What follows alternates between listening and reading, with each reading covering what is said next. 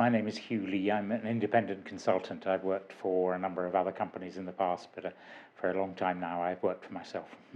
It's had a big impact on the steel market and the sale of Chinese steel to the USA, and it's had an impact on USA exports to China of coal, but it's not making a lot of difference in China. China is much bigger than that. And so I'm guessing they haven't been felt globally either, or Sorry? Have these effects been felt globally as a result of this? Or? No, only marginally on the coal industry. Yeah, so far. Yeah, it was mentioned this morning that it's causing a certain amount of uncertainty because is the trade war going to get worse and so on. And if that happens, then there would be some effect. But at the moment, it's not significant. The Paris Agreement was actually nearly 3 years ago now,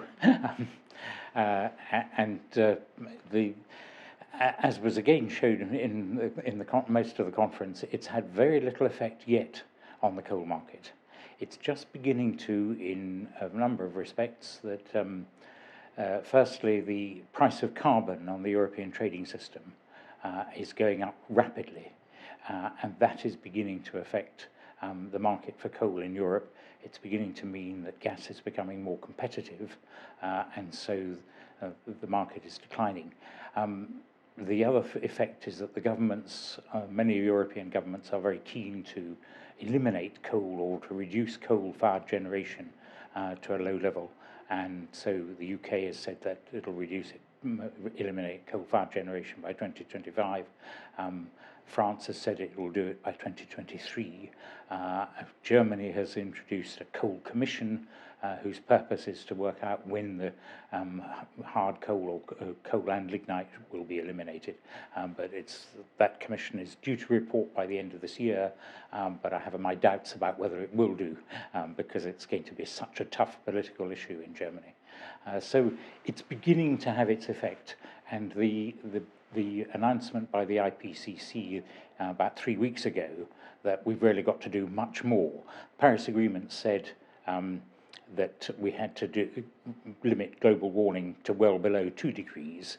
This newer thing was saying we really must make 1.5 degrees the limit, and that I think the governments are going to take seriously. I think they're beginning to realise that the electorate is concerned, and so that if the government realises that its electorate is concerned, then it will do something. And so I think the European coal market is going to go down faster than we've seen.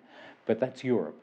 The market in Southeast Asia is hardly going to be affected in the next 10 years. Beyond 2030, I think Southeast Asia will also come into line with the Paris Agreement, but not until then, because it is so hungry for power and for electricity, and therefore so hungry for coal. What are some of the main trends currently dominating price movements for coal trade in Europe? Well, this fall in demand you would have expected to therefore produce a fall in prices.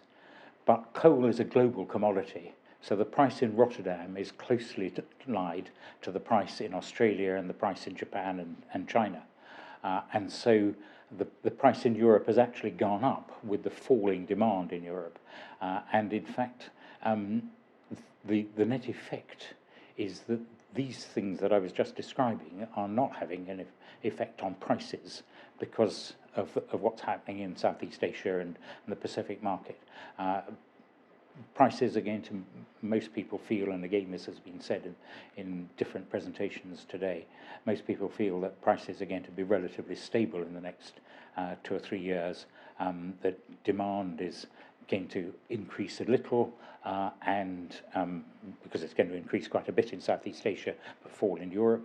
Global demand is going to increase a little, but global supply will be able to meet that, even though there are not many new mines coming on stream. The USA is the one country that is able to add to its exports without having to invest in new mines. But the USA costs are relatively high. Current prices are okay for the USA, But if prices were to fall, the USA would withdraw from the export market, and so then prices would pull up again. So our general view is relatively stable prices for the next 2 or 3 years. Fantastic. And how are you enjoying the event this week? What are you looking to achieve from it? I'm finding it, as usual, enormously informative, discovering things that I don't discover from reading the journals and other things. It's very helpful to hear the presentations. It's very helpful to meet people. Sometimes it's a matter of questioning the people who made presentations after in the coffee breaks and finding out more from them then. But also, it's amazing who you bump into and what you find out about. So it's, as always, I've been to almost every one of these conferences since they started 35 years ago, and so I thoroughly enjoyed it.